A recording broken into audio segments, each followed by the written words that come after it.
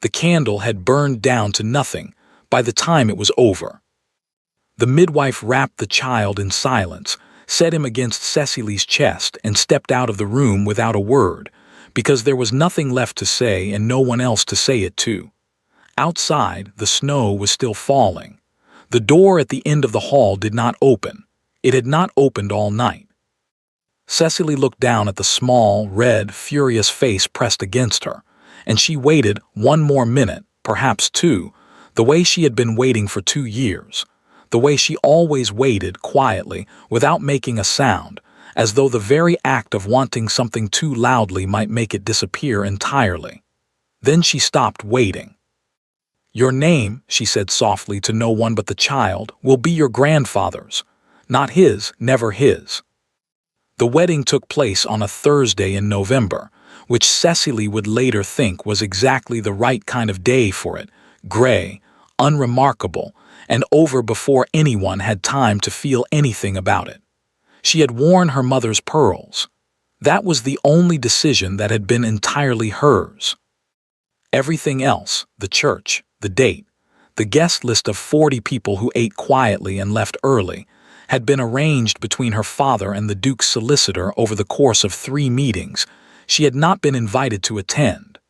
She had learned of the engagement not from her father directly but from her younger sister, who had heard it from the housemaid, who had overheard it through a door that had not been closed all the way. "You're to marry the Duke of Ashford," her sister had said, standing in the doorway of Cecily's room with wide eyes and a half-eaten biscuit. "Isn't that something?" It was something. Cecily had sat very still on the edge of her bed and thought about it for a long time, and what she had concluded carefully, practically, the way she approached most things, was that it did not matter very much what she felt about it, because the decision had already been made. The papers had already been drawn, and her father's debts did not care about her feelings in the slightest. So she had said, "Yes, I suppose it is," and gone back to her book. The Duke of Ashford, Callum Ashford, though no one who respected him used his Christian name, was 31 years old, owned 4 estates, and was considered by most of London society to be either very impressive or very cold, depending entirely on whether you needed something from him. Cecily had seen him exactly twice before the wedding. The first time was at a dinner at the Hargrove house, where he had sat at the opposite end of a long table and said perhaps 11 words across the entire evening, none of them to her. She had watched him the way she watched most things she didn't yet understand, quietly from a distance, without drawing attention to the fact that she was watching at all. He had good hands, she noticed, the kind that looked like they had actually done things. She did not know why she noticed that. She filed it away and thought nothing more of it. The second time was the morning of the wedding itself, in the vestibule of the church, where they had stood side by side for approximately 4 minutes while the vicar spoke to her father about something involving the register. Callum had looked straight ahead the entire time. He smelled faintly of cold air and cedar. At one point his arm had brushed hers, and he had stepped a half-inch to the left without looking at her, the way a man moves away from a piece of furniture that has been placed too close. She had thought, "This is the man I am going to marry in 10 minutes. She had thought, "He does not know a single thing about me." She had thought, very quietly, in the part of herself she did not often visit, "I wonder if he ever will." At the altar he had said the words correctly, in the right order, in a voice that gave nothing away. She had said hers the same way. The vicar had smiled at them both as though something wonderful had just happened. Outside, it had begun to rain. At the small dinner afterward, Callum had spoken mostly to her father and to his own solicitor, who had attended for reasons Cecily did not entirely understand. She had sat beside him. Of course she had sat beside him. She was his wife. She had been his wife for approximately 3 hours, and she had eaten her soup and listened to them talk about land boundaries and entailment law and the price of wool in the North Counties, and she had not said a single word that was not first spoken to her. He had asked her once whether she preferred the country to London. She had said, "I don't know yet, I haven't seen the country." He had looked at her then, properly, for perhaps the first time, and something had passed across his face that she couldn't quite name. Not warmth exactly. More like the faint surprise of a man who has picked up a book expecting one thing and found the first page said something else entirely. Then someone had spoken to him from across the table, and he had turned away, and that was the end of it. The carriage ride to Ashford Park took 4 hours. They sat across from each other. Outside, the November fields were brown and flat and going dark. Callum read documents for most of the journey. Cecily watched the window and did not ask what the documents were about, because she had already learned in the span of one wedding day that he was a man who did not like to be interrupted while he was thinking, and that the silence between them was not hostile exactly, but was not warm either. It was simply empty. At some point she fell asleep against the carriage wall, and when she woke the lights of the estate were visible through the glass, a great stone house sitting in the dark like it had always been there and always would be, indifferent to the small lives that moved through it. She looked at it for a long moment. Then she straightened her spine, folded her hands in her lap and waited for the carriage to stop. She was good at waiting. She had not yet learned that waiting had a limit. The housekeeper's name was Mrs. Drummond, and she curtsied correctly, said, "Welcome to Ashford Park, Your Grace," in a voice that was perfectly pleasant, and then spent the next 3 days addressing every question Cecily asked to the wall slightly to her left. It was not rudeness exactly. It was something more precise than that, a careful, practiced form of not quite acknowledgement that Cecily recognized immediately, because she had grown up in a house where her father did the same thing to servants he had decided were temporary. Mrs. Drummond had simply decided, it seemed, that Cecily fell into that category, that she was something that had arrived and would eventually be dealt with, and until then was best managed by being politely, thoroughly ignored. Cecily noted this on the first morning, said nothing, and began to learn the house herself. Ashford Park was large in the way that old money was large, not showy, not designed to impress, but simply enormous in a manner that seemed almost accidental, as though rooms had been added over centuries not out of ambition but out of mild necessity, and no one had ever thought to stop. There were corridors that led to other corridors. There were sitting rooms that appeared to have no purpose. There was an entire east wing that smelled of disuse and old paper, and which no one mentioned and no one entered, and which Cecily therefore found deeply interesting. She walked the house in the mornings when Callum was already in his study and the staff were occupied with their own routines. She moved quietly. She had always moved quietly. It was one of her more useful qualities, and she looked at everything, and she began to understand slowly the particular texture of this place. It was a house that had belonged to men for a very long time. Not unkindly, not deliberately, but thoroughly, in the way that a room belongs to someone who has never once considered that it might belong to anyone else. The Dowager Duchess arrived on the 4th day. Callum had mentioned her once in passing on the second morning over breakfast. "My mother comes on Friday. She stays through the month." In the same tone, one might mention that the roof needed looking at. Cecily had said, "Of course," and asked nothing further. She had perhaps underestimated the situation. The Dowager Duchess of Ashford, Callum's mother, a woman named Margaret who had been formidable at 30 and had only sharpened with age, arrived in a carriage that was slightly grander than necessary, swept into the entrance hall with the confidence of a woman entering a house that was still, in all the ways that mattered, hers, and looked at Cecily for a long, unhurried moment before saying, "You're smaller than I expected. Not unkind exactly, just precise." "I'm told I take up more space than I appear to," Cecily said pleasantly. Something flickered in Margaret's eyes, too fast to name, and then she turned to speak to Mrs. Drummond, and Cecily understood in that instant exactly how the next several months were going to feel. The days settled into a pattern. Callum worked. He was always working letters, meetings, tenants, accounts, the endless machinery of a large estate run by a man who trusted no one else to run it properly. He appeared at dinner, spoke when spoken to, occasionally asked Cecily something brief and practical. Do you ride? Have you seen the East Gardens? Is your room warm enough? And then disappeared again before the conversation could become anything more than what it was. She answered him honestly every time. She did not ask him anything in return. She had decided very early that she would not chase him, not out of pride, well, not entirely out of pride, but because she had watched her mother chase her father for 20 years, and she knew exactly what that particular pursuit looked like from the outside, and she had no intention of becoming it. So she waited instead, quietly, patiently, and she learned the house. And she managed the staff, carefully, gradually, without making it look like managing, until Mrs. Drummond began, almost imperceptibly, to address her responses to Cecily's actual face rather than the wall beside it.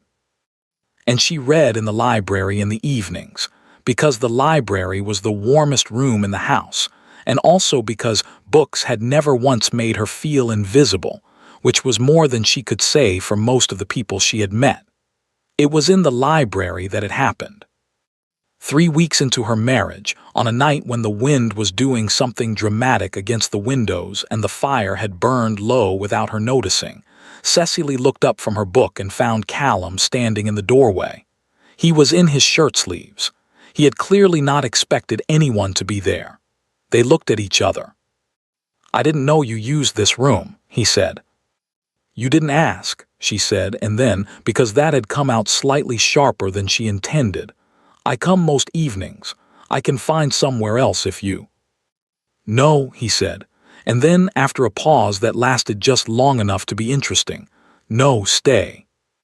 He crossed to the far shelf, found whatever he had come for, and then, and this was the part she replayed later, more than once in the quiet of her own room, instead of leaving, he sat down. Not close. The chair by the window, a full room's width away. But he sat down. And for perhaps an hour they read in the same room without speaking, and the fire burned, and the wind continued its performance outside, and Cecily kept her eyes on her page and understood, with the particular clarity she reserved for things that mattered, that something small had just shifted. She did not know yet what to do with it, but she filed it away. The way she filed everything, carefully, quietly, without letting on that she had noticed at all. The snow came early that year. It arrived overnight without warning, the way the worst things tend to, and by morning the road to the village was gone. The road to London was worse, and Ashford Park had become, quite suddenly and completely, an island. Callum stood at the window of his study and looked at it for a long time. Then he sent word to London that he would be delayed, put down his pen, and spent the rest of the morning doing something Cecily had not yet seen him do. Nothing. She found him in the East Corridor at noon, standing in front of a portrait she had been meaning to ask about, a woman in blue, painted sometime in the last century, with an expression that suggested she had agreed to sit for the portrait but reserved the right to be annoyed about it. "Your grandmother?" Cecily asked. He turned, and for once he did not look like a man being interrupted. He looked, briefly, like a man who had forgotten he was not alone, and found that he didn't mind. "Great-aunt," he said. "She was asked to leave 2 house parties in the same season. My grandfather thought it was hilarious. My great-grandfather did not." "What did she do?" "Said what she thought." He paused. Apparently that was enough. Cecily looked at the portrait again, at the set of the woman's jaw, the faint suggestion of impatience in her eyes, and felt an unexpected rush of warmth toward a woman who had been dead for 60 years. "I like her," she said. "I thought you might," Callum said. She looked at him. He was already looking away, back at the portrait, but there was something different in the line of his shoulders, looser, somehow, than usual, and Cecily stored that away too, next to the memory of the library and the hour of silence that had not been entirely silent. She fell ill on the 3rd day of the snow. It came on fast, a heaviness behind the eyes, a fire in the throat, the specific misery of a fever that arrives in the afternoon and is fully committed by evening. She said nothing about it at dinner because she did not want to make a fuss, and then went to her room and lay down on top of the covers because it was too much effort to get under them, and thought, with some detachment, that she felt genuinely terrible. She did not ring for anyone. She never rang for anyone. It was a habit she had developed in her father's house, where needing things had always felt faintly embarrassing, and it had followed her here the way habits do, quietly, without asking permission. She was somewhere between sleep and waking an hour later when she heard the knock. She assumed it was the housemaid. She said, "Come in," without opening her eyes. The footsteps that crossed the room were not the housemaid's. She opened her eyes. Callum stood beside the bed, still dressed, holding a candle and looking at her with an expression she had not seen on him before. Not quite alarm, not quite concern, something sitting carefully between the two, as though he had not yet decided which one it was going to be. "Mrs. Drummond said you didn't come down for supper," he said. "I wasn't hungry." "You're ill." "I'm fine." He set the candle on the nightstand and pressed the back of his hand against her forehead, matter-of-factly, the way one checks a thing that needs checking, and the brief coolness of his hand against her skin was so unexpectedly kind that she had to look at the ceiling for a moment to collect herself. "You have a fever," he said. "I'm aware." "Why didn't you say anything at dinner?" She considered a number of answers and settled on the simplest one. "I didn't want to inconvenience anyone." Something moved across his face at that, quick and complicated, gone before she could read it properly. He left the room without another word. She thought with the fuzzy logic of fever, of course He came back in 4 minutes with a blanket, a glass of water, and Mrs. Drummond, who arrived looking slightly ruffled, as though she had been located and redirected mid-errand with some firmness. He came back the next morning, and the morning after that. Not for long, never with any ceremony, but he came. He sat in the chair by the window, sometimes with papers, sometimes without, and he talked to her the way people talk to someone who is ill and therefore cannot escape, more freely, with less of the careful management she had come to recognize as his default mode. He talked about the estate, about a tenant dispute in the North Field that had been running for 3 years and showed no signs of resolution, about his grey tan in the portrait and the 2 house parties and the particular courage it took, in that era, to simply say what you meant. She talked too. Carefully at first, testing the weight of each word before she put it down, the way you test ice.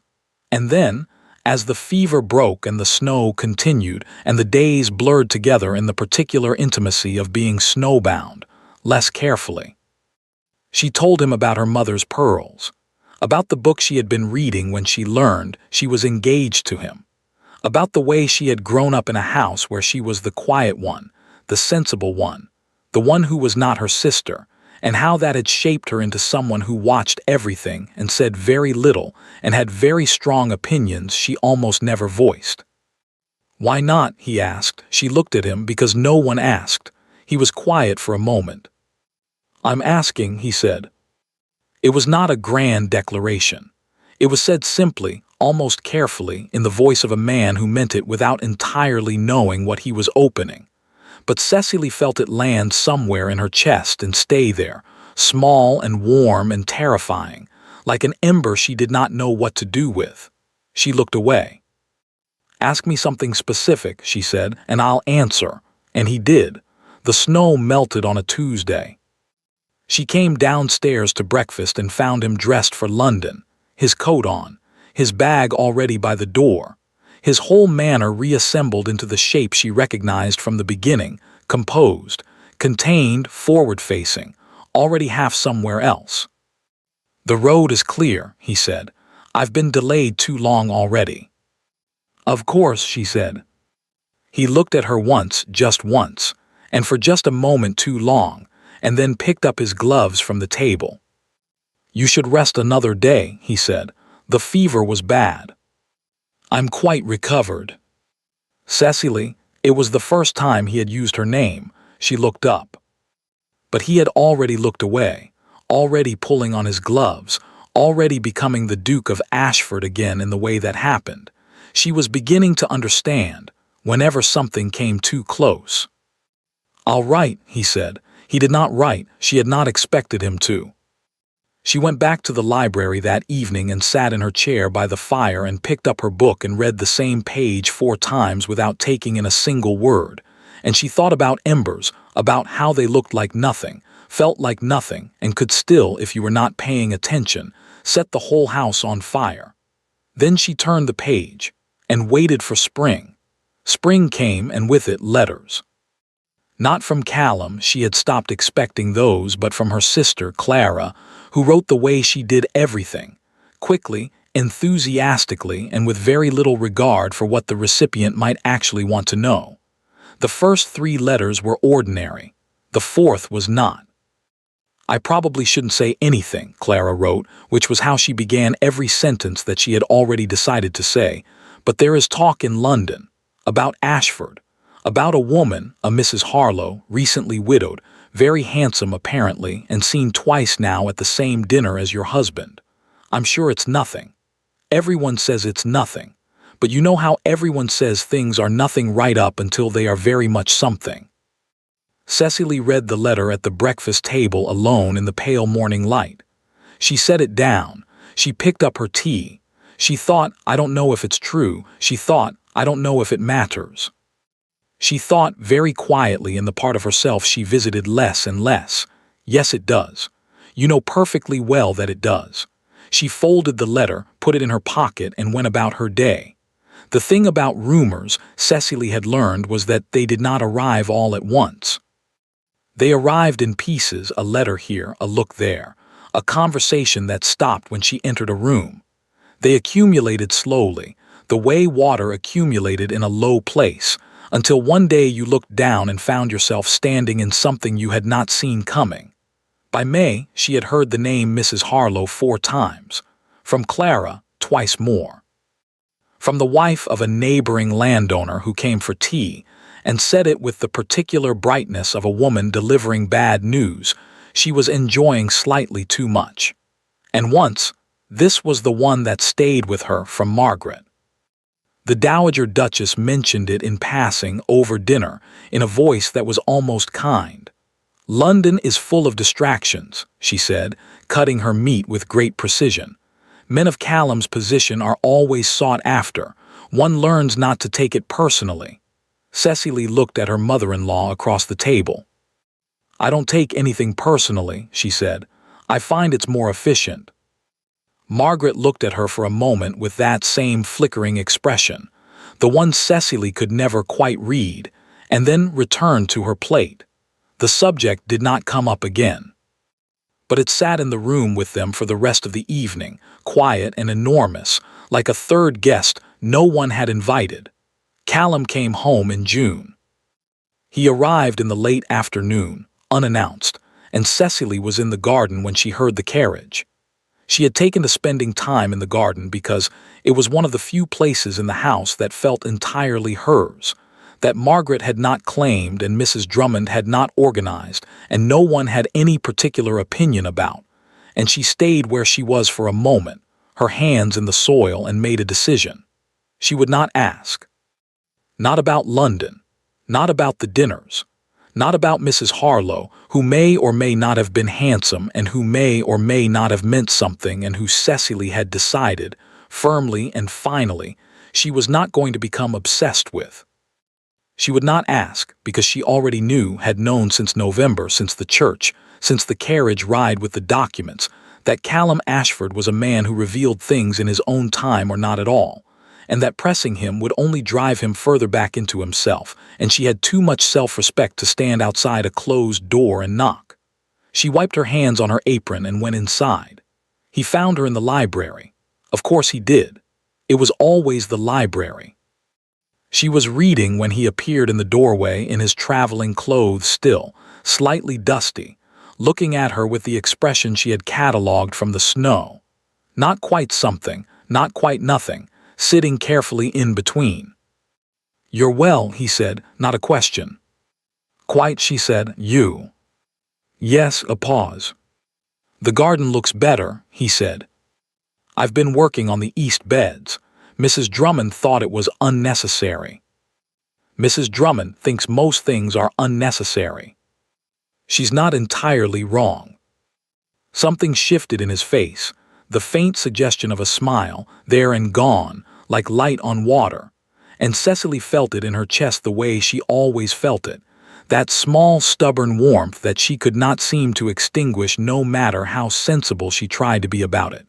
She looked back at her book. He crossed to his chair, the one by the window, the one she now thought of, without meaning to, as his, and sat down. And for a while they were simply in the same room again, the way they had been in winter, and it was almost as though London had not happened, and the letters had not come, and Mrs. Harlow was a name she had never heard. Almost.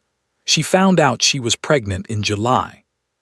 She sat with it for a full day before telling anyone, walking through the house, through the garden, along the edge of the north field where the tenant dispute was apparently still ongoing.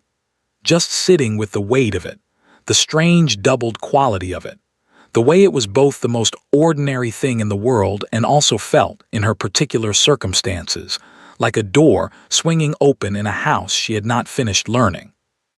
She thought about the winter, about the chair by the window and the ember in her chest and the way he had said her name just once, right before he left. She thought about Clara's letters, about Mrs. Harlow.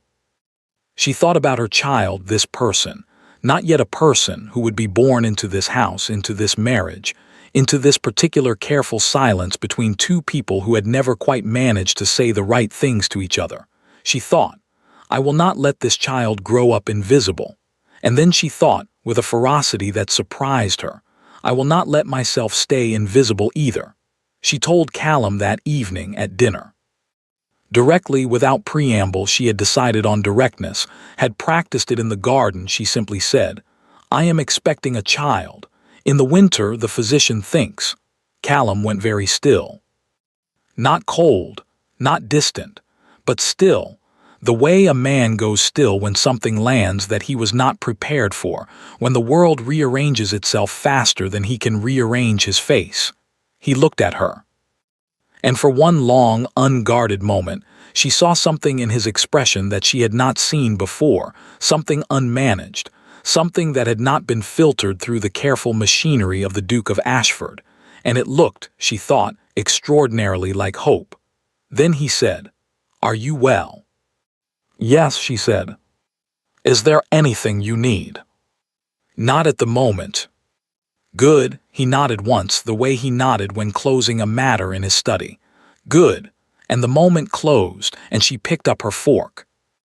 And underneath the table, where he could not see, she pressed her hand flat against the linen and breathed, steadily, in and out, and told herself that hope was not the same as certainty, and that she had learned long ago not to build things on expressions that lasted less than a second.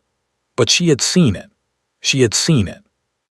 And she filed it away, the way she filed everything, carefully, quietly, in the part of herself that still, despite everything, had not stopped paying attention. She wrote it in October, when the leaves were coming down and the light had turned the particular shade of gold that meant winter was close behind. It was not a long letter. She had written it 3 times before she arrived at the final version. The first too cold, the second too much the opposite, the third something she read back and did not recognize as herself at all. And the fourth, the one she finally sealed, was simply the truth, stated plainly in her own handwriting, without apology and without performance. The child comes soon. The physician says before Christmas. I thought you should know. That was all. She had considered saying more.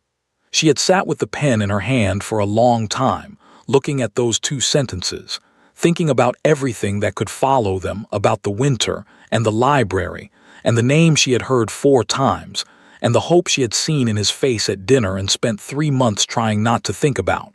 And she had decided, finally, that she would not say any of it. Not because she didn't mean it, but because she had already said in the plainness of those 2 sentences everything that mattered. I am here. The child is coming. Come home. She sealed it and sent it before she could change her mind. The letter reached Callum on a Wednesday evening. He was in the middle of a dinner, 12 people, long table, the kind of evening that required full attendance and careful management, when his man brought it to him on a small silver tray with the quiet efficiency of someone who had learned to deliver things without disturbing the surface of a room. Callum looked at Cecily's handwriting on the outside of the letter and felt something tighten in his chest. He put it in his breast pocket. He finished the dinner. He read it afterward, alone in his study, with the fire going and the house quiet around him, and he sat with it for a long time, those two sentences, plain and unadorned, in her steady, unsentimental hand. And he thought about winter and a chair by a window, and the specific way she had of looking away from him right at the moment he most wanted her to look back. He thought about arriving home in June and finding her in the garden with her hands in the soil, and the way she had come inside without running toward him or away from him, had simply come inside, and he had understood in that moment that she had made some kind of decision he hadn't been given the terms of. He thought about the dinner in July, about the thing he had felt, the thing he had not been able to name quickly enough to stop it crossing his face when she said the child comes in winter. He thought, I should go. He thought, I will go, after Thursday. Thursday was a meeting he had spent 6 months arranging, 3 landowners, 2 solicitors, a question of disputed boundary lines that touched 4 separate estates including his own, and which required his presence, his signature, and his full attention for the better part of a day. Without him, the meeting could not proceed. Without the meeting, 3 years of careful negotiation collapsed entirely. He thought, after Thursday I will go. He thought, she will understand. She is practical. She knows how these things work. He thought, less comfortably, she understands everything. That is not the same as it being acceptable. He put the letter in the drawer of his desk. He told himself Thursday was only 2 days away. Thursday arrived with complications. The first solicitor was delayed by weather. The second arrived with new terms that required 3 hours of renegotiation that Callum had not budgeted for. One of the landowners, a man named Forsyth who had been a problem since the beginning and showed no sign of stopping, raised an objection in the afternoon that threatened to unravel everything, and Callum spent the better part of an hour taking it apart piece by careful piece. And by the time it was done, and the papers were signed, and Forsyth had shaken his hand with the sulky compliance of a man who knows he has lost, the light outside the windows was already failing. Too late to travel. He would leave in the morning. He did not leave in the morning. There was a letter, there was always a letter, this one from his man of business in Edinburgh, requiring an immediate decision about a matter that could not wait, and Callum sat at his desk and wrote the response and told himself, this afternoon. This afternoon became evening. Evening became a second night. And somewhere in that second night, in the part of himself he did not often visit, he understood, with the particular clarity that arrives at 2 in the morning when there is no one to perform composure for, that he was not being kept in London by meetings and letters and solicitors. He was keeping himself. Because going home meant arriving, and arriving meant walking through the door, and walking through the door meant facing the specific weight of what he had not done, and what he had not said and who he had not been, and Callum Ashford, Duke of Ashford, who could negotiate a land dispute with 3 difficult men for 6 hours without losing his footing once, found that particular threshold considerably harder to cross than he had expected. He sat with that knowledge for a while. He did not like it. Then he went to bed and told himself he would leave at first light, and almost believed it. The letter he sent instead arrived at Ashford Park on a Friday. Mrs. Drummond brought it to Cecily in the morning room, where she was sitting by the window with her hands folded in her lap, and the gray November light coming through the glass, and her expression as she read it was one that Mrs. Drummond would think about later, not grief, not anger, not the collapse of a woman receiving bad news, but something quieter and in some ways worse than any of those things. The simple, unsurprised recognition of a thing she had already known. The letter said he was delayed. It said the matter was important. It said he would come as soon as he was able and that he hoped she was well and that she should not worry. It was signed Ashford, not Callum, Ashford. Cecily read it twice. Then she folded it along its original creases, set it on the table beside her, and looked out the window at the garden, at the east beds she had spent the summer working on, which were bare now and frost-edged and waiting for spring. And she thought about a woman in a blue portrait who had been asked to leave 2 house parties for saying what she thought. She thought, I have not said what I think. Not once. Not to him. She thought, I don't know if I ever will. She thought, I don't know anymore if it would change anything. Outside, the first snow of the season was beginning to fall. Small flakes, tentative, not yet committed. She watched them for a long time. Then she rang for Mrs. Drummond and asked her to have the spare room in the east wing made up, the warmest one, with the large fireplace, and to send for the physician, and to make sure there was enough wood brought in to last the week. She did not send another letter to London. She had said what she needed to say. He had made his answer. And Cecily, who had learned very early in her life that some doors do not open no matter how long you stand outside them, turned away from this one at last, quietly, without drama, without making a sound, and went to prepare for what was coming alone. It began on a Tuesday. A low, persistent ache in the early morning that Cecily noted with the same practical attention she gave most things, catalogued it, assessed it, determined it was what she had been told to expect, and then went about her day as normally as she could manage, which turned out to be not very normally at all, but she did her best. By afternoon, it was no longer something she could catalogue from a distance. By evening she had sent for the physician and the midwife and Mrs. Drummond, who arrived in that order and took up their positions with the efficiency of people who had done this before, and the house rearranged itself around her the way houses do in moments of emergency. Quietly, purposefully, all its attention converging on one room, the east wing room, the warm one, the one she had chosen herself. It was a long night. She had known it would be. The physician had prepared her, had used words like first child, and these things take time in the careful voice of a man managing expectations. But knowing a thing and living inside it are different. And by midnight Cecily had moved well past the part of herself that was practical and calm and into something older and more animal, something that had no interest in composure and would not be reasoned with. She did not cry out more than she could help. This was not bravery exactly. It was more that she had spent so long not making a sound in this house that even now, at the outermost edge of what she had ever endured, the habit held. Mrs. Drummond, who sat beside her for the whole of it, holding her hand with a firmness that Cecily had not expected from her and would not forget, said nothing, which was exactly right, which was the only thing that could have been right, and the fire burned, and the snow fell outside the window, and the hours passed the way hours pass in the worst of things, slowly, and then all at once. At 4:15 in the morning, the child arrived. The sound he made, immediate, indignant, absolutely certain of his own presence, filled the room so completely that Cecily felt it in her bones, felt it rearrange something fundamental inside her, felt it do in 3 seconds what nothing else had managed in 2 years of careful waiting. It made her certain. Not of everything. Not of Callum, not of London, not of the letter signed Ashford sitting folded on the table in the morning room, but of this small furious person being placed against her chest, of the specific weight and warmth of him, of the way he quieted almost immediately when he heard her voice say, involuntarily, without thinking, "Hello," just that, hello, as though they had simply, finally been introduced. The midwife worked quietly. Mrs. Drummond brought water.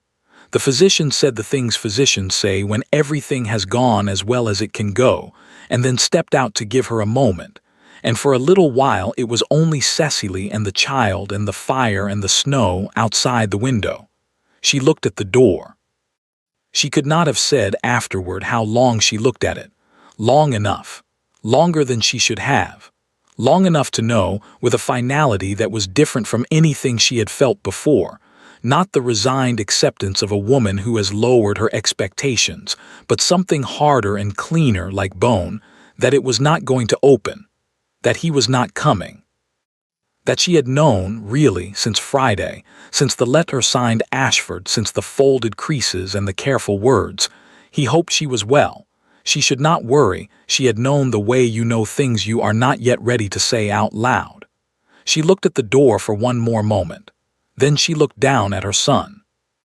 "What shall we call him, Your Grace?" The midwife had reappeared in the doorway, quiet and practical, pen in hand, with the matter-of-fact efficiency of a woman for whom this question was simply the last item on a long list. Cecily did not answer immediately. She thought about the names that had been discussed, lightly, briefly in the summer, over dinner.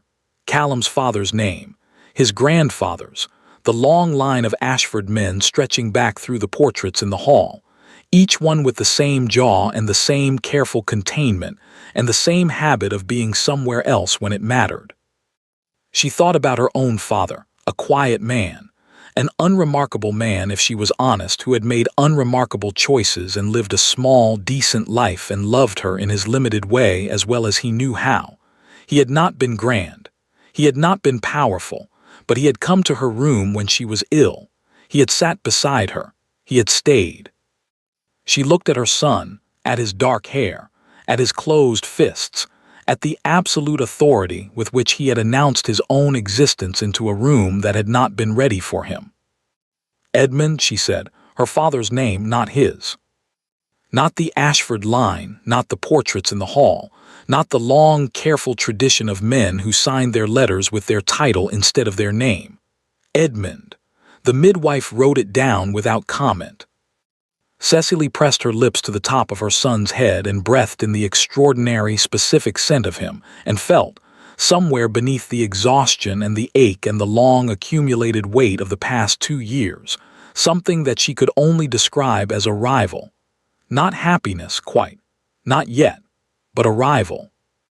The sense of having come at last to the place where she actually was, not the place she had been waiting to reach, not the place she had been performing composure in, not the anteroom of some better future where Callum came through the door and said the right thing and everything resolved itself cleanly. Here, this room, this fire, this child, Edmund, hers. She slept before dawn, finally, with Edmund beside her and Mrs. Drummond in the chair by the fire, and when she woke the room was light and the snow outside had stopped and the world looked, as it always did after snow, briefly and improbably clean. She lay still for a moment looking at the ceiling. She thought, he will come eventually. He always does eventually. She thought, it will be different now. Everything is different now. She thought, I named the child Edmund and I would do it again. And then Edmund made a sound, small, preliminary, the sound of a person just beginning to remember that he had opinions, and Cecily turned to him, and the rest of it fell away, and there was only this. For now, only this. The door at the end of the hall did not open until Thursday, 2 days later, 2 days after. She heard the carriage in the afternoon. She was feeding Edmund, in the chair by the window in the pale winter light, and she recognized the sound of it, had always been able to recognize the sound of his carriage, had tried more than once to stop being the kind of person who listened for it.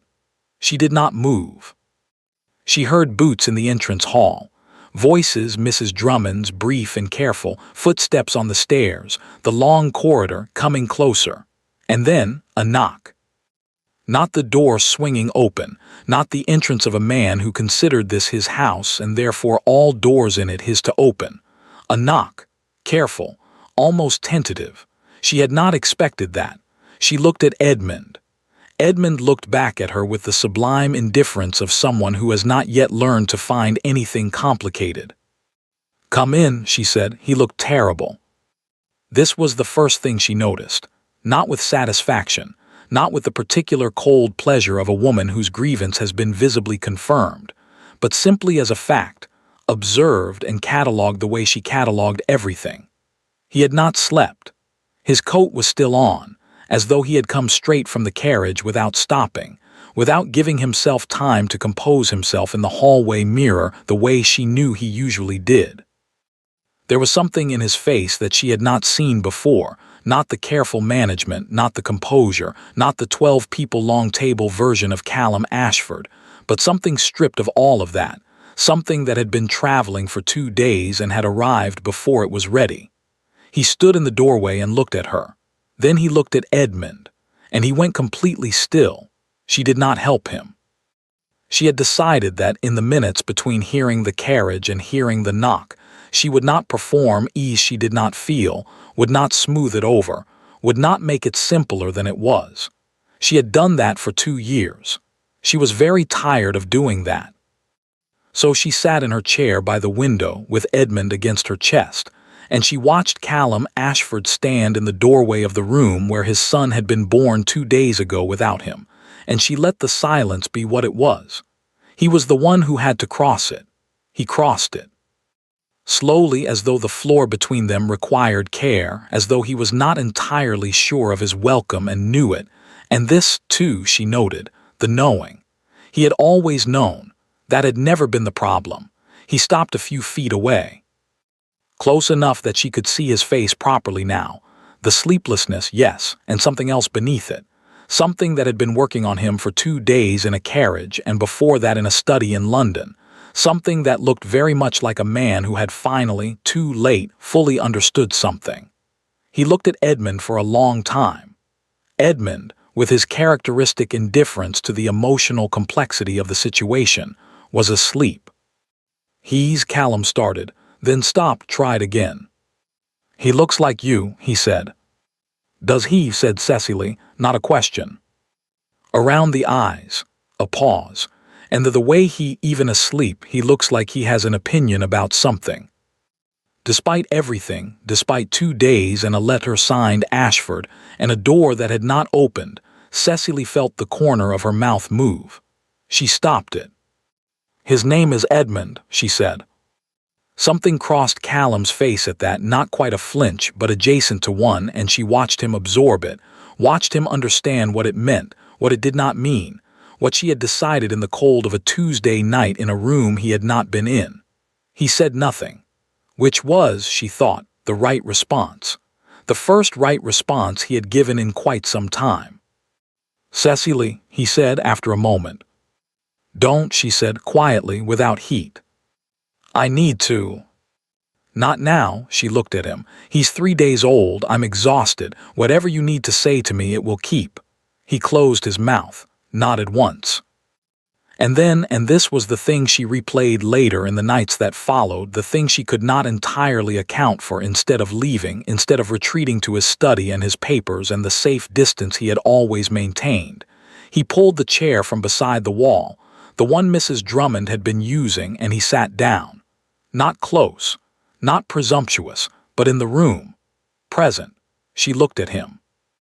He looked back at her with the expression of a man who has run out of management, who has spent the last 48 hours dismantling, piece by piece, every defense he had and found, underneath all of it just this. A woman in a chair by a window holding his son, and the specific, irreversible fact of having not been there. She looked away first. "Ring for Mrs. Drummond if you need anything," she said. "I'm going to sleep." She shifted Edmund carefully, settled him in the cradle beside the bed, and lay down without another word. She did not tell him to leave. She did not tell him to stay. She closed her eyes and listened to the fire, and after a while she heard him shift in the chair, settling into it, the way he had settled into the library chair in winter, and she thought, not forgiven, not even close to forgiven. But here, she slept. He stayed. The days that followed had a particular, careful quality. Callum did not go back to London. He sent letters, she knew he sent letters, could hear his man arriving and departing, could see from the window the steady traffic of correspondence going out and coming back, but he stayed. In the house. In the rooms she moved through. Not underfoot, not performing presence, but simply there. He appeared at breakfast. He asked how she had slept. He asked once with the slightly awkward precision of a man consulting information he had obtained from a book, whether she needed anything specific, whether the physician had left particular instructions, whether Edmund was. "He's perfectly well," she said. "He's very loud and very certain of himself, and he's perfectly well." "Good," said Callum, and then, "he gets the certainty from you." She looked up from her plate. "The loudness as well, probably," he added, and there was something in his voice, dry, almost warm, that she recognized from the library, from the winter, from the brief bright stretch of days when the snow had kept them in the same place long enough for something to almost happen. She looked at him for a moment. "You haven't met me on a bad day," she said, something that was almost a smile. "No," he said, "I don't think I have." He met Edmund properly on the fourth day. She had not offered, and he had not asked. They were both, she recognized, circling something they did not know how to approach directly. But on the fourth morning she came into the sitting room and found Callum standing over the cradle with an expression on his face that stopped her in the doorway. He did not know she was there. That was the thing, she had caught him without the management, without the preparation, in the unguarded moment before a man remembers he is being observed.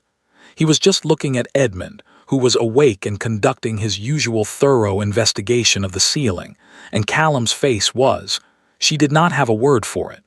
She had never seen it before. Not on him, not on anyone.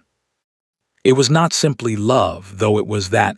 It was something more specific, something that looked like love arriving at the same moment as the full comprehension of what had almost been lost. The two things together, the warmth and the cold of it, the extraordinary and the irreversible. She stepped back. She did not want him to know she had seen it. Some things were too private to witness without permission. But she stood in the corridor for a moment, her hand against the wall, and she thought about Embers again, about the one she had been carrying since winter, the one she had spent 18 months trying to be sensible about, and she thought, it is still there. She had thought perhaps that the letter and the snow and the door that did not open had extinguished it entirely. It had not. She did not know yet what to do with that. But she knew. Margaret arrived on Friday. Cecily had been expecting her. The Dowager Duchess was not a woman who stayed away from significant events, particularly when she considered those events to fall within her jurisdiction. And she had prepared herself, the way she prepared for most difficult things, quietly, thoroughly, without letting on that she was preparing at all. Margaret came into the sitting room, looked at Edmund with the expression of a woman assessing something she intends to have opinions about, said he has the Ashford jaw, which was both inaccurate and characteristic, and then turned to Cecily with a smile that had not changed since November. Pleasant, precise, containing beneath the pleasantness something else entirely. "You must be exhausted," Margaret said. "These first weeks are so difficult. I always think it's better in these circumstances for a mother to have time to recover quietly, away from the demands of the household." Cecily looked at her. "How fortunate then," she said, "that I find the household entirely undemanding." Margaret's smile did not waver. "There is a house," she said, in the voice of someone who has been planning this sentence for some time, "in the north, very comfortable, very private. Callum used it for his well. It's very comfortable. I only thought, given the circumstances, that you might prefer." Margaret, Callum's voice from the doorway. Neither of them had heard him come in. He was standing very still, the way he went still when something had landed that he was not prepared for, but this time it was not hope on his face, and it was not the stripped-down exhaustion of a man arriving 2 days late. It was something considerably colder. "That's enough," he said. Margaret turned to him with the confidence of a woman who has been managing her son for 30 years and has not yet encountered a situation she could not redirect. "Callum, I heard what you only." He did not raise his voice. He never raised his voice, but there was something in it, a finality, a line being drawn in a place where there had not previously been a line that Cecily had not heard before. "Cecily is the Duchess of Ashford. This is her house. You will not suggest otherwise again." The room was very quiet. Margaret looked at her son for a long moment. Then she looked at Cecily, and this time the expression was different, the flicker not gone before Cecily could read it, because this time Margaret let her read it. It was not warmth. It was not an apology. But it was, Cecily thought, the faint, reluctant recognition of one careful woman by another. Margaret inclined her head. "Of course," she said, and left the room. Cecily stood in the silence that followed and looked at the place where Margaret had been, and then she looked at Callum, who was still in the doorway, still in the particular stillness of a man who has just done something that cost him something. She thought about what he had said. "This is her house. Not my house. Not our house even, which would have been the easy version, the diplomatic version, the version that kept everyone comfortable. Her house." She did not say anything. He did not say anything. But across the sitting room in the cradle by the window, Edmund made a sound, brief, declarative, the sound of a person who has been patient long enough and has opinions about it, and Callum looked at him, and something happened in his face that was almost a smile and almost something more than that, and Cecily thought, not yet, not forgiven, not resolved, not fixed, but something is moving. Something is finally actually moving. Edmund changed everything. Not dramatically, not all at once, not in the way that stories sometimes suggest, the sudden softening, the grand realization, the moment where a man looks at his child and becomes, overnight, an entirely different person. Callum did not become a different person. He was still contained, still careful, still the man who had signed his letters Ashford and chosen a meeting over a berth, and spent 2 years looking at Cecily from across rooms without ever quite closing the distance. But Edmund changed the rooms.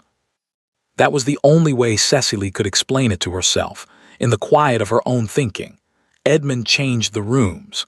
He made them smaller, somehow more specific, more present, and in doing so made it harder for the distance to sustain itself. You could not maintain careful management across a room that contained a person who weighed 8 pounds and had not yet learned that other people's composure deserved respect. Edmund had no interest in composure. He made this clear from the beginning, and he did not become more diplomatic about it as the weeks passed. The first time Callum held him was an accident. Cecily had not planned it, had not, in fact, been thinking about it at all.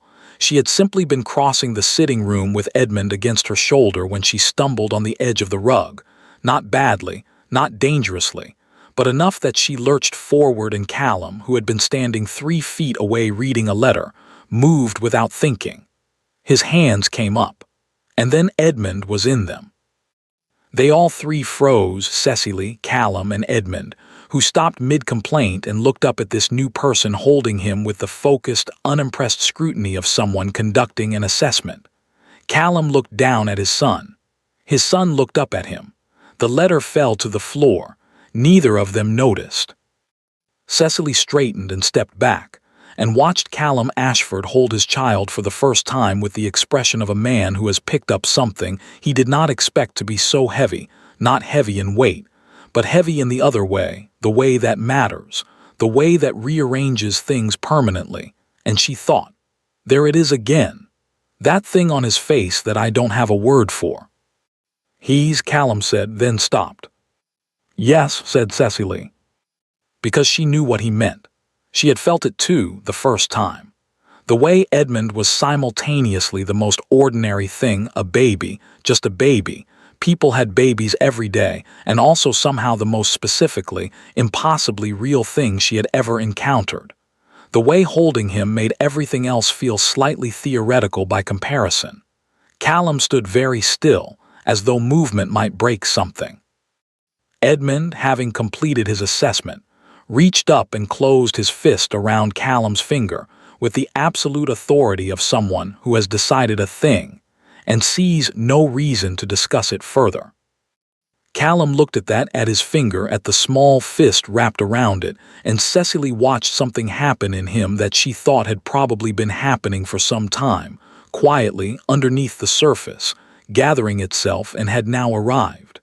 She looked away, gave him the privacy of it, walked to the window and looked at the garden, her east beds, bare and waiting, and listened to the fire and the quiet and the small sounds Edmund made when he was deciding whether or not to be unhappy about something.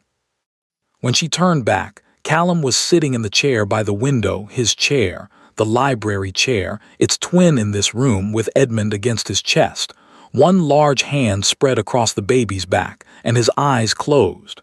Not asleep. Just present, in a way she had not seen him be present before, without the papers and the letters and the forward momentum of a man who was always going somewhere. Just here. Just this. She sat down across from him and picked up her book and did not read a single word of it for the next hour and did not pretend otherwise. December settled over the house. Callum did not go back to London. She waited for it, waited for the letter that would require his presence, the meeting that could not be managed from a distance, the particular pull of the city that had always, before, won. But December passed, and then the new year, and he stayed. He was in his study most mornings, yes.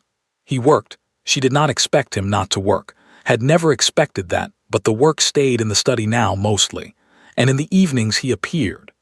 In the sitting room, in the library, occasionally in the corridor outside Edmund's room at odd hours, which she discovered one night when she came to check on the baby and found the door already open and Callum inside, standing over the cradle in the dark. She had stood in the doorway and watched him for a moment. He had not heard her. "He's fine," she said quietly, so as not to wake Edmund. Callum turned. In the low light from the corridor she could not quite read his expression, but she could see that he was not embarrassed to have been found here, that whatever he had expected to feel if she caught him standing in the dark watching his son sleep, embarrassment was not it. "I know," he said, he stopped. "You don't have to explain," she said. She went to check on Edmund, who was, as she had said, fine and appeared to have opinions about the ceiling even in sleep, and then she left, and Callum stayed, and she did not ask how long he remained there. But she thought about it, walking back to her room in the dark, her hand trailing along the wall.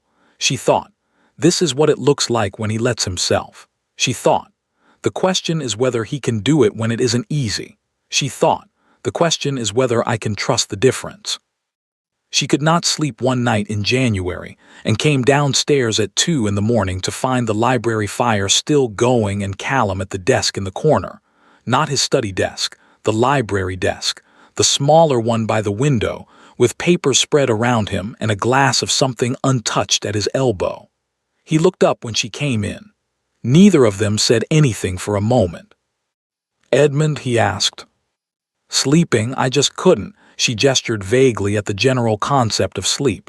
"Don't mind me." She went to her chair. The fire was warm. She pulled her wrap tighter and looked at the shelves and thought about getting a book and didn't move to get one. For a while there was only the fire and the scratch of his pen and the wind doing something minor outside. Then he said, without looking up, "I owe you an apology." She was quiet. "Several probably," he said, "but the birth. Not coming, that was," he stopped, put the pen down. "There is no version of what I did that I can explain to you that would make it acceptable. I've tried. I've been trying, if I'm honest, since I got back in the carriage in London and understood, somewhere around the second hour, exactly what I had done." She looked at the fire. "I'm not asking you to forgive it," he said. "I'm not even certain I'm asking you to believe it won't happen again because I know that's not something I can simply say.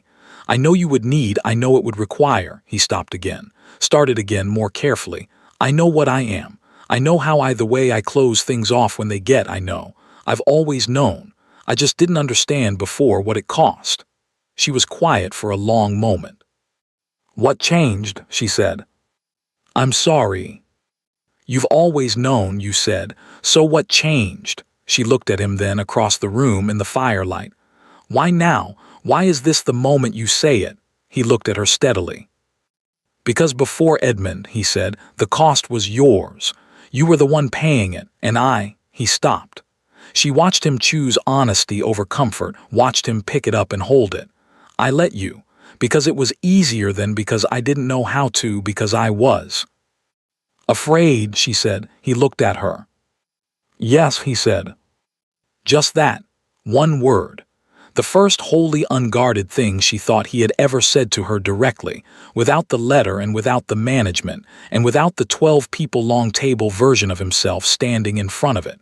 The fire crackled. Outside, the January wind moved through the trees.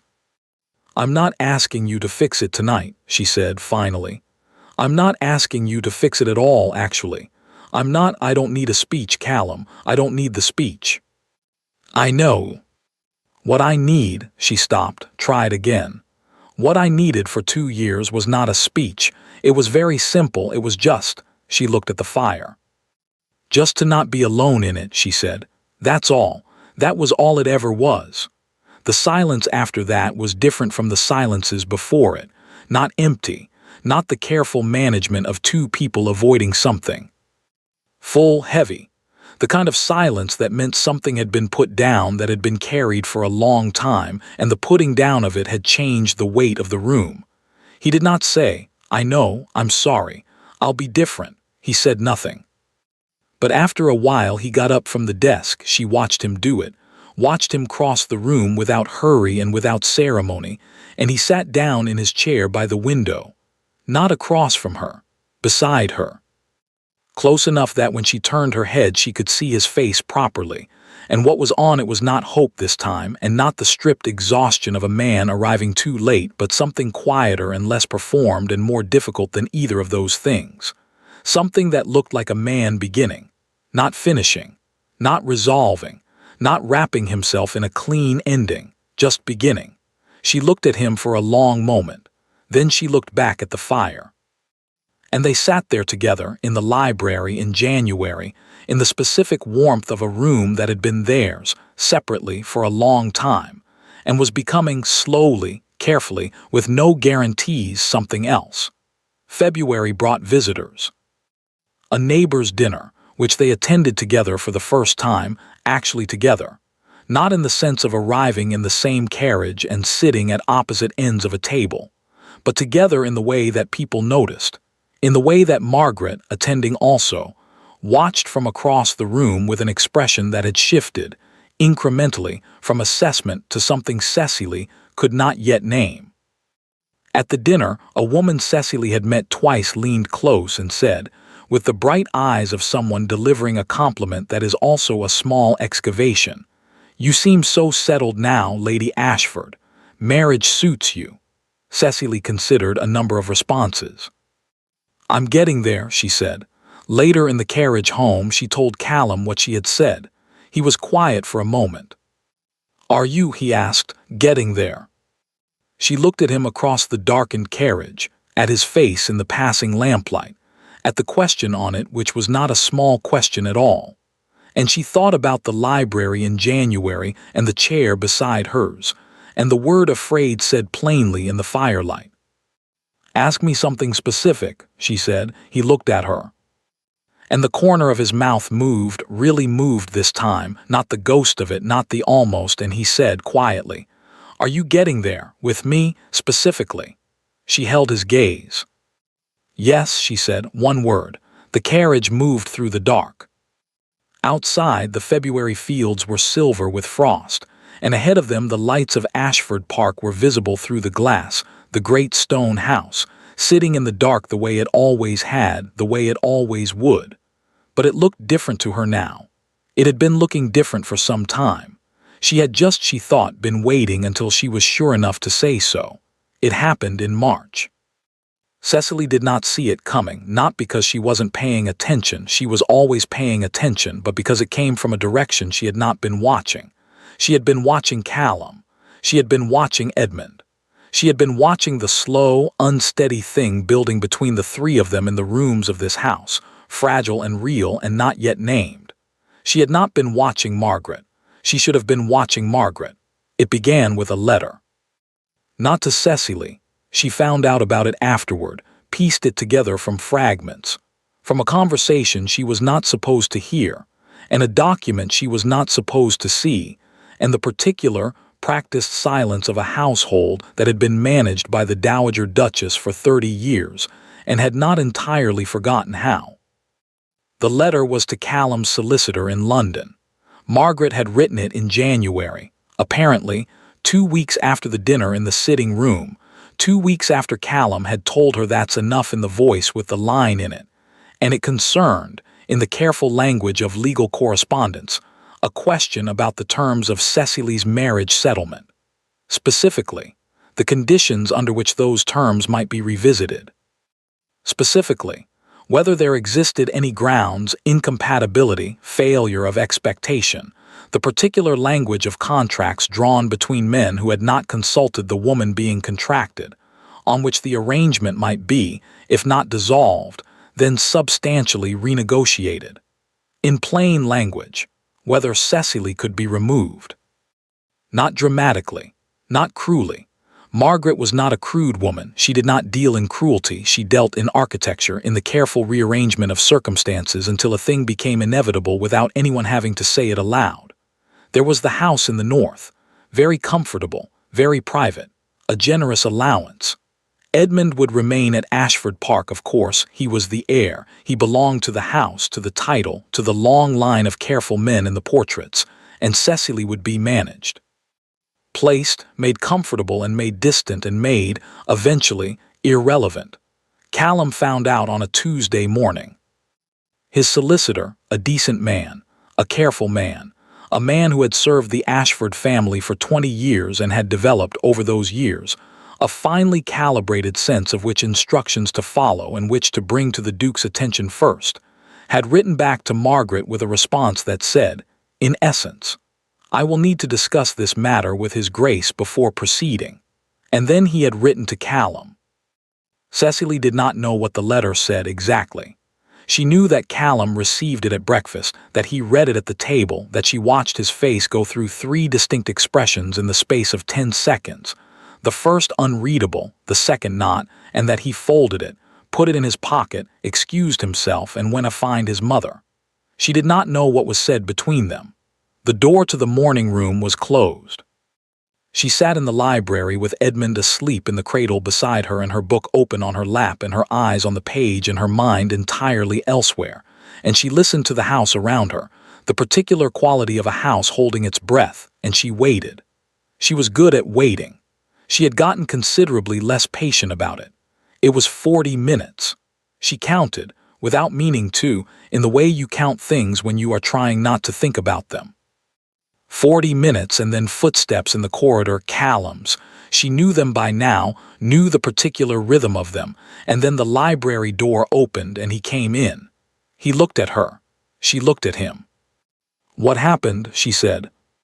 He crossed the room and he sat down, not in his chair, not the careful distance of the chair by the window, but on the ottoman directly in front of hers, close enough that she could see everything on his face without having to look for it, close enough that there was no managing the distance because there was no distance to manage, and he said, I need to tell you something, and I need you to hear all of it before you say anything. She set her book down. All right, she said, he told her. All of it, the letter to the solicitor, the house in the north, the careful architecture of what his mother had been building since January, possibly longer. He told her without softening it, without the diplomatic translation that would have made it easier to hear and would have also, she recognized, been another form of managing her. He told her the way she had once told him she was pregnant, directly, without preamble, trusting her to be capable of the truth. She sat very still and listened. When he finished, the room was quiet. Edmund slept on, indifferent. How long have you known? She said. This morning. You're certain? The solicitor wrote to me before acting. Callum paused. He is a good man. He knew I would want to know. She looked at her hands in her lap. She thought about the house in the north. Very comfortable, very private. She thought about Edmund in the cradle, Edmund with his fist around Callum's finger, Edmund who was 3 months old and already, she thought, too certain of himself to survive being separated from his mother, though perhaps she was not entirely objective about that. She thought about 2 years of careful silence and a letter signed Ashford, and a door that did not open and a name, Edmund, chosen in the dark of a room she had not known if she would ever feel was hers. She thought, And now this. What are you going to do? She said. He looked at her steadily. What I should have done a long time ago, he said. He called the household together that afternoon. Not formally, not the lined-up staff, not the ceremony of it, but the people who mattered, the people who ran the house and would carry whatever happened next outward into the world. Mrs. Drummond, the steward, the senior footman, the housekeeper's assistant who everyone knew reported selectively to Margaret. And Margaret herself, who arrived in the drawing room with the composure of a woman who does not yet know the shape of what is coming, but intends to meet it standing. Cecily stood to one side.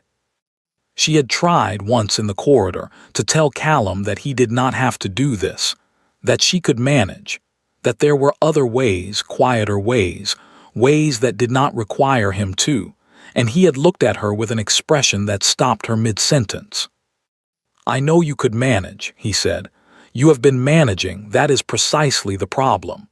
She had not known what to say to that, so she had said nothing, and now she stood to one side of the drawing room and watched.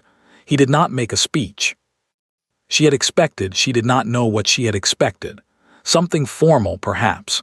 The Duke of Ashford in full, the voice he used across long tables. Something that sounded like an edict. Instead, he simply said, in the ordinary voice she had come to know best, the library voice, the 2 in the morning voice, what was true. That Cecily was the Duchess of Ashford, that this was her house, her household, her position, not contingent and not provisional and not subject to renegotiation, that any correspondence regarding the terms of her presence in this house was to be directed to him, and only to him, and that he would not be entertaining it. He looked at Margaret when he said the last part. Margaret looked back at him. The room was very quiet. I see, Margaret said. I think you do, said Callum. I think you have for some time. Another silence. Then Margaret turned not to Callum but to Cecily and looked at her with that expression again, the one she had first shown in the sitting room after the "that's enough."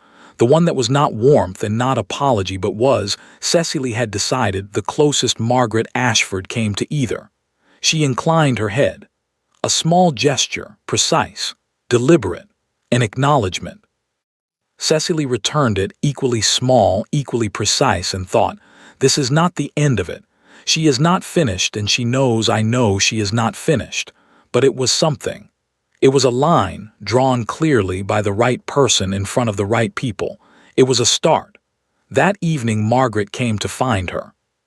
Cecily was in the garden. She went to the garden when she needed to think, had always gone to the garden. It remained the one place in this house that felt uncomplicated.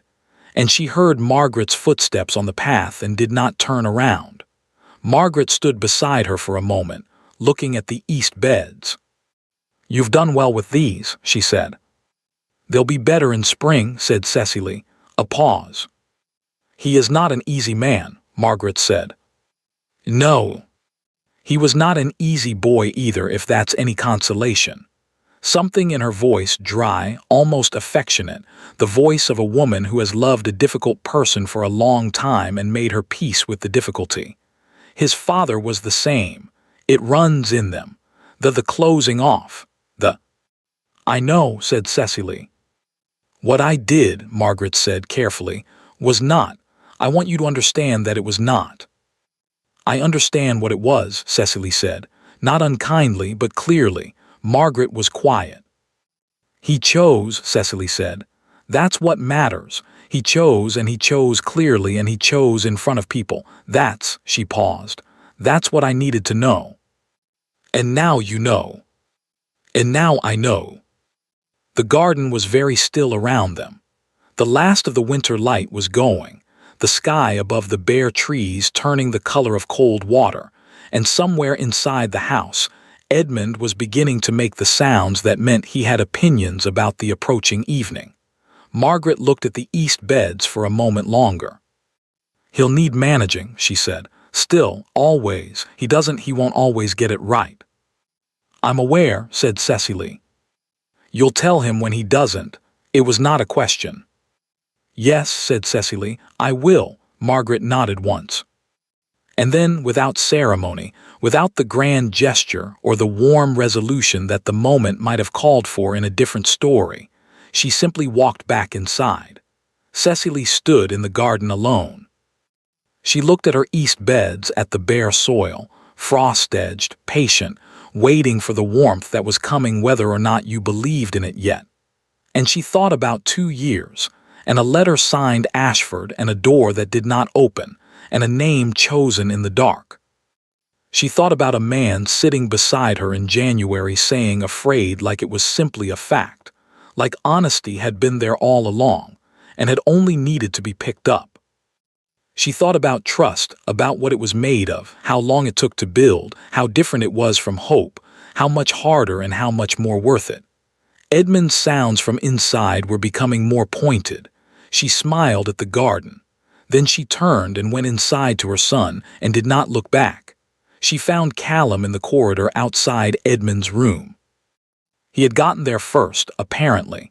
She could see through the open door that he had Edmund, was holding him with the confidence now of a man who had practiced, who had learned the particular weight and particular preference of this specific small person. And Edmund had stopped his editorial commentary and was conducting his usual assessment of the ceiling with Callum's finger in his fist. She stood in the doorway. Callum looked up. He was. "I heard," she said. She leaned against the doorframe and watched the two of them. Her son and this man. This complicated, careful, difficult man who had gotten so much wrong and was, with considerable effort and no guarantee of success, attempting to get something right. "Cecily," he said. "Yes." "I know it isn't," he stopped, tried again. "I know today doesn't." "Callum," she said. He looked at her. "I know," she said. "I know what today was, and I know what it wasn't, and I know what it can't fix and what it can't promise." She looked at him steadily, across the small, warm room, with Edmund between them like a fact neither of them could argue with. "I know all of that." "Then—" "And I'm still here," she said. "That's what I'm telling you. I'm still here, and I'm not leaving, and I'm not going to pretend it's simple or that I'm not still." She stopped. "But I'm here. We're here. That's where we are." He looked at her for a long moment. Edmund looked at the ceiling. "Ask me something," Callum said quietly. "Anything, ask me and I'll answer." She thought about it, then she said, "Are you going to stay?"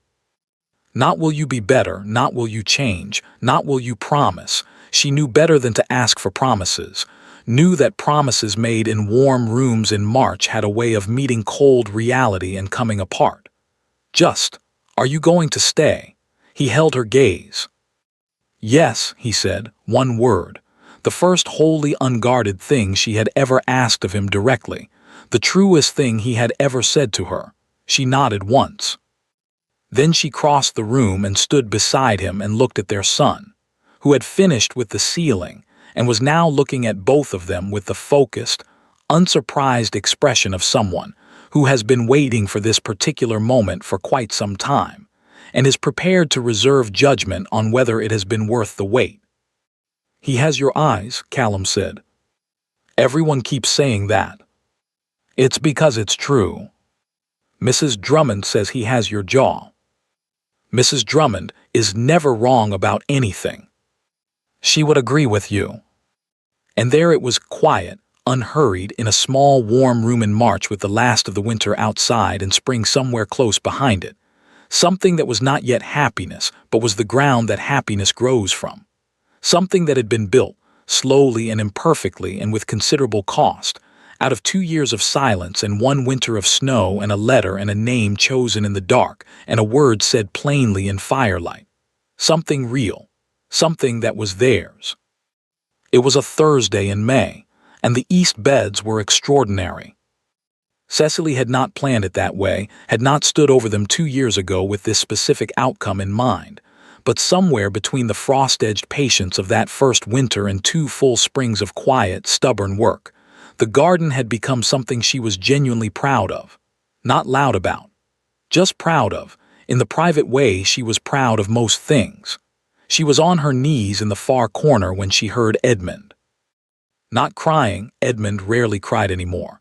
He had moved past crying into something considerably more verbal, but the particular sound he made when he had been patient long enough, and had decided that someone needed to know about it. She looked up and saw him at the garden gate, 2 years old and absolutely certain of his own importance, with Callum's hand wrapped around his and his other fist full of something he had collected from the path that she probably did not want to look at too closely. "Mama," Edmund said, with the gravity of an announcement. "I see you," she said. This satisfied him. He looked up at Callum for confirmation that he had been seen, received it, and went back to his collection. Callum unlatched the gate. He sat on the bench at the edge of the beds, the one she had put there herself in the autumn, because she had decided she was allowed to put benches where she wanted them, and watched her work. He had papers with him because he always had papers, but they were sitting beside him untouched, which she noted without remarking on. Edmund made his way along the path with the focused determination of a very small person with a clear agenda, stopped at intervals to investigate things, and provided a running commentary on his findings to no one in particular. For a while no one spoke. It was not the silence of two people avoiding something. It had not been that kind of silence for some time.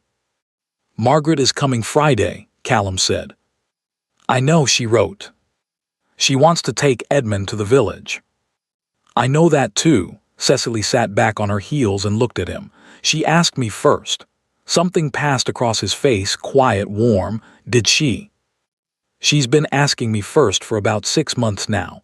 I thought you should know." He looked at Edmund, who had stopped to examine something in the soil with the serious attention of a future naturalist, and the expression on his face was the one she still did not have a word for and had stopped trying to find one. Some things did not need naming. They just needed to be true. It was not a simple life. She did not think later that she would describe it that way, not to Clara, who asked with bright eyes and wanted a clean answer, not to herself in the honest accounting she kept in the quiet of her own mind. Callum was still Callum. He still closed off sometimes, still went somewhere unreachable for days at a time, still occasionally chose the wrong thing and knew it and had to be told so. And she told him, now, clearly and without softening it, and he listened in the way he had learned to listen, not easily, not without cost, but genuinely. And she was still herself, still watchful, still quiet in the ways that were habit and working on the ways that were not, still filing things away, though she had gotten considerably better at taking them back out again. They were not a great romance. They were two people who had come to each other sideways, in the wrong order without the benefit of having chosen it, and had made something out of that which was imperfect, honest, and entirely theirs. Edmund abandoned his investigation and made his way across the garden to her, and she opened her arms, and he climbed into them with the confidence of someone who has never once doubted his welcome, and she held him against her chest and looked over his head at Callum on the bench. He was looking back at her. Not past her, not through her, not at the middle distance where he had spent so much time in the beginning. At her. She thought about a woman in a blue portrait who had said what she thought and been asked to leave 2 house parties for it. She thought she would have liked her very much.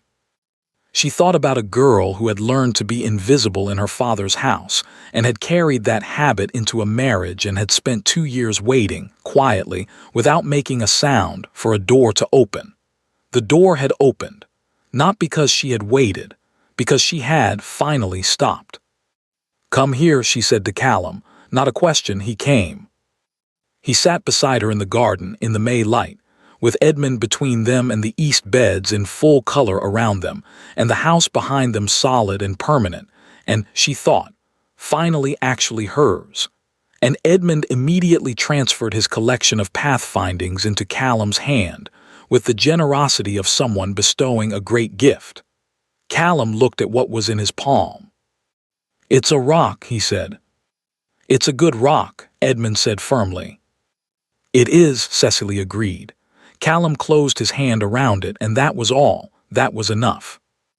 The garden was warm and the sky was the particular blue of a Thursday in May, and somewhere in the house, Mrs. Drummond was doing something efficient, and Margaret was arriving Friday, and the East beds were extraordinary, and none of it was simple, and all of it was real, and they were there, both of them. This time, both of them. Thank you for listening to the story all the way to the end. Please tell us which city you're watching from and what the story made you feel. Don't forget to subscribe so you won't miss new stories.